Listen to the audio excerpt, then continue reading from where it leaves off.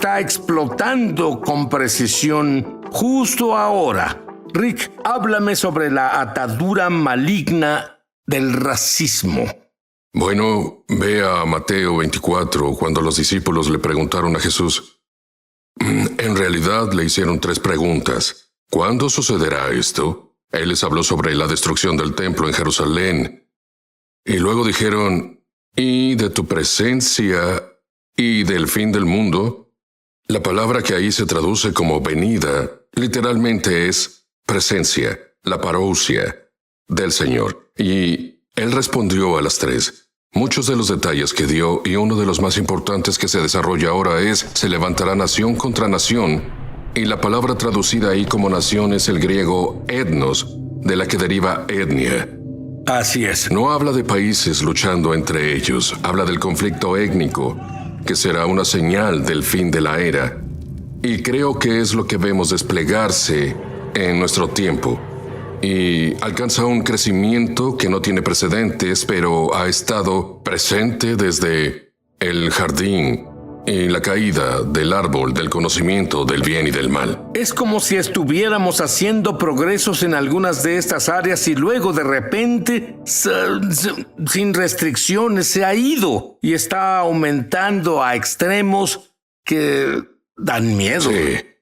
Bueno, el Señor levantará un estandarte en contra de eso. Siempre que el enemigo entra como un torrente así, sabemos que Él se levantará con algo para luchar.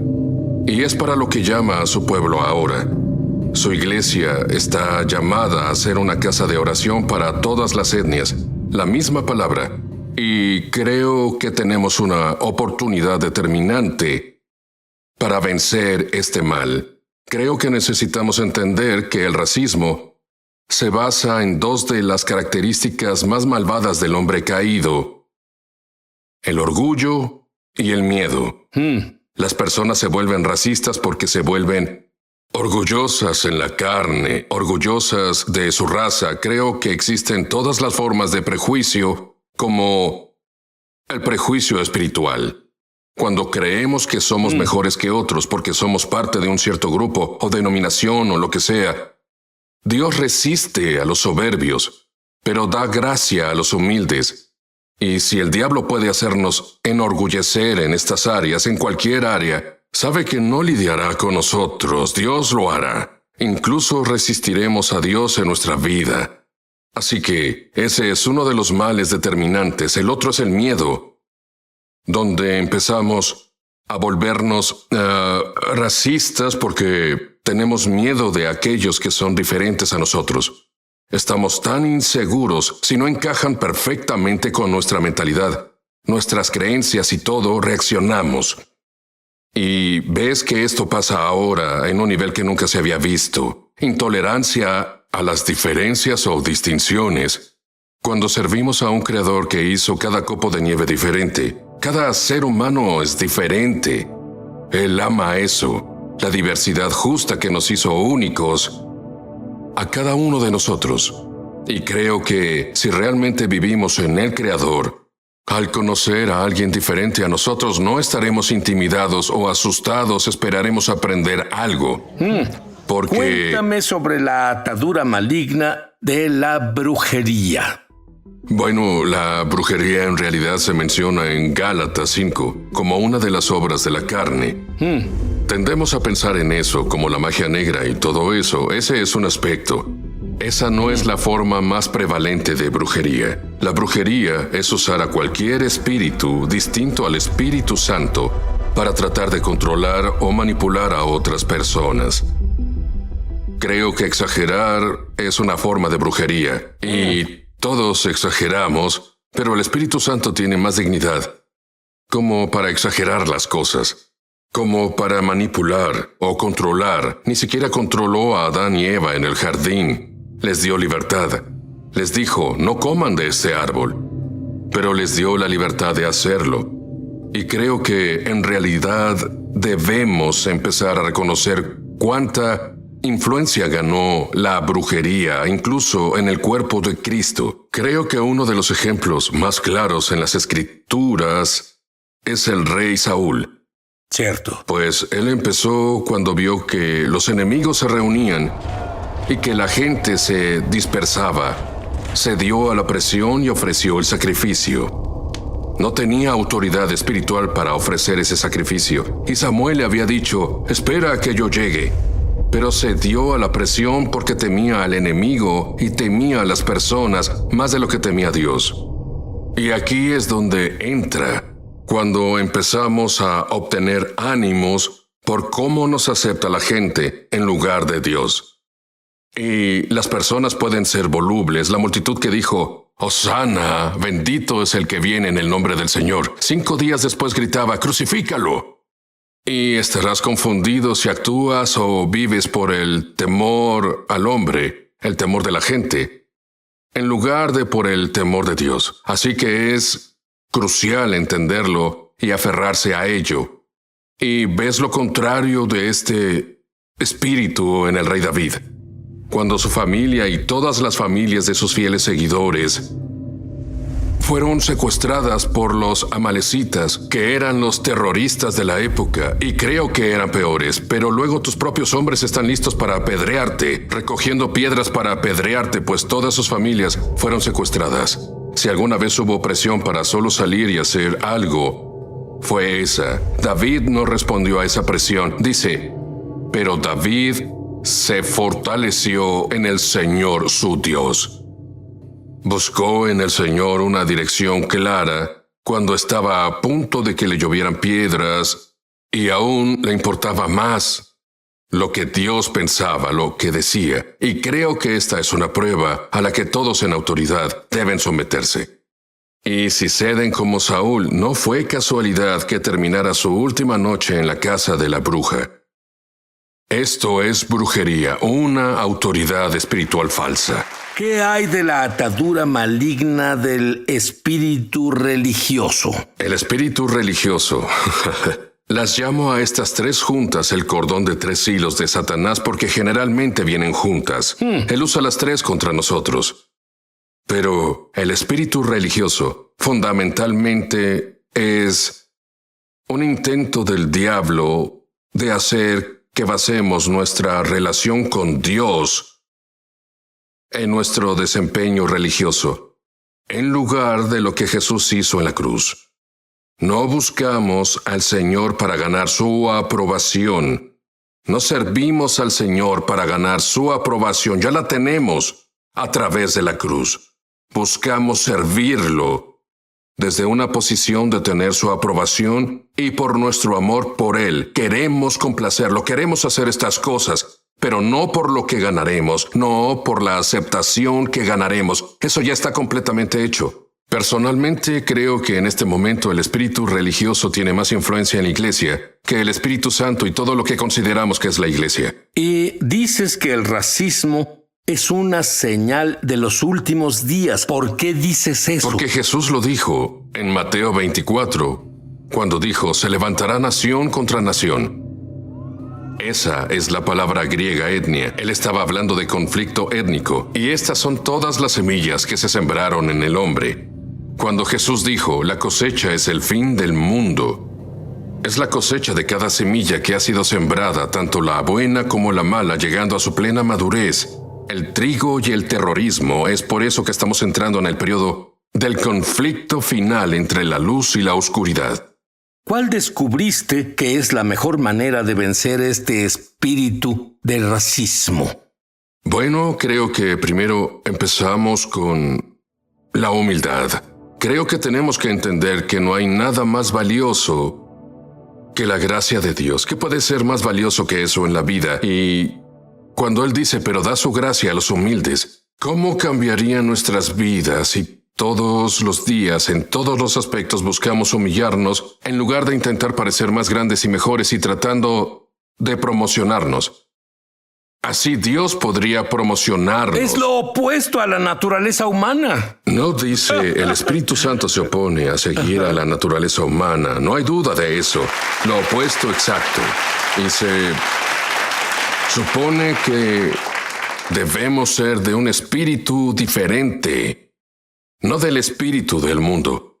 Pero sí, verás, Jesús dice, todo el que se enaltece será humillado. No dijo algunos, dijo todos. Luego dijo, todo el que se humilla será enaltecido. Ahora, creo que la cosa más arrogante que podemos hacer es intentar humillar a otras personas.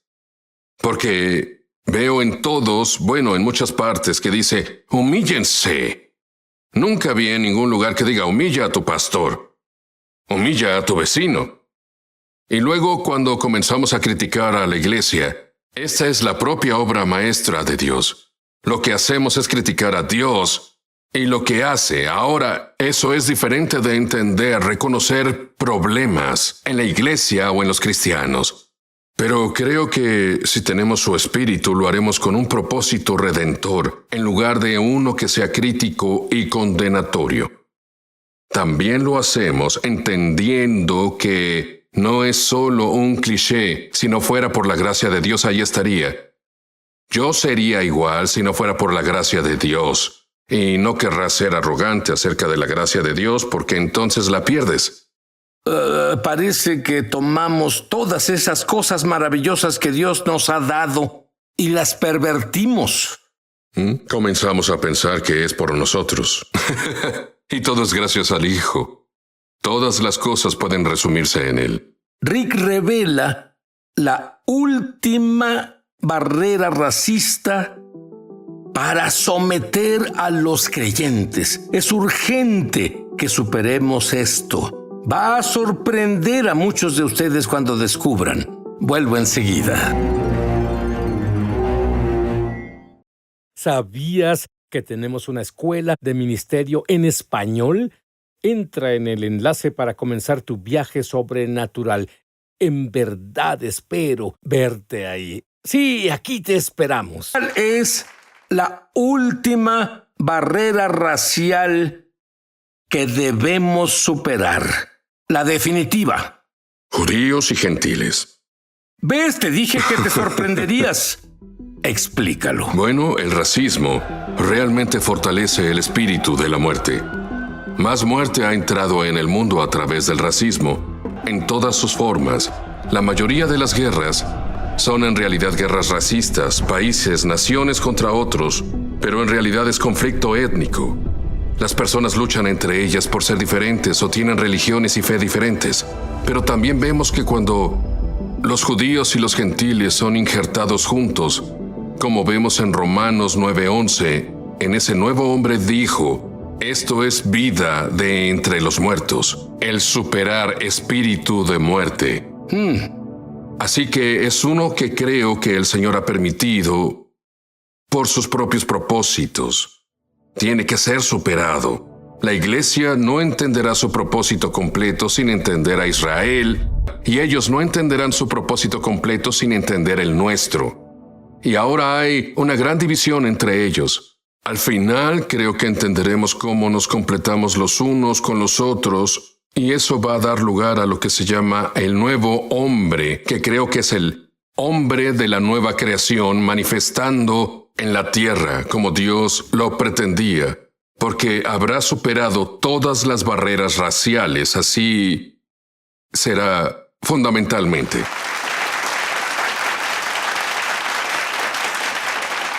Tú dices que la iglesia gentil necesita asumir la carga de alcanzar al judío. Por supuesto. De hecho, creo que vemos... Ahora veamos a Pedro, que fue enviado a los judíos. Pablo fue enviado a los gentiles. Parece que Dios se equivocó en eso. Sí, yo habría elegido a Pablo, que estudió bajo los mejores rabinos de la época. Exacto, lo habrían luego elige a respetado. un pescador para ir a los judíos. Escogió a alguien a quien no respetarían y envió a aquel a quien ellos habrían respetado. A los judíos les habría respetado a los gentiles. Los gentiles odiaban a los fariseos. En serio, pero lo que hizo fue hacer que ambos dependieran totalmente del Espíritu Santo para cumplir su llamado. Nadie iba a ir a Jesús. Ninguno de los judíos iba a ir a Jesús porque les agradaba a Pedro. Tenían que ver algo mucho más grande en Pedro, operando en Pedro, que pudieran pasar por alto. Y lo mismo con Pablo. Pablo incluso le dijo a los Gálatas: mi cuerpo era prueba para ustedes, pero vieron más allá y me recibieron como un ángel de Dios.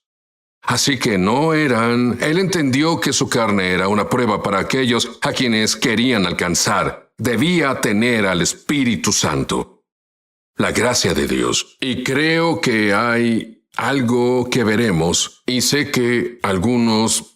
He estado en muchos movimientos y congregaciones mesiánicas, y le pregunté a un par de los más grandes: levanten la mano, ¿cuántos son judíos aquí que fueron alcanzados por otro judío? Y casi nadie.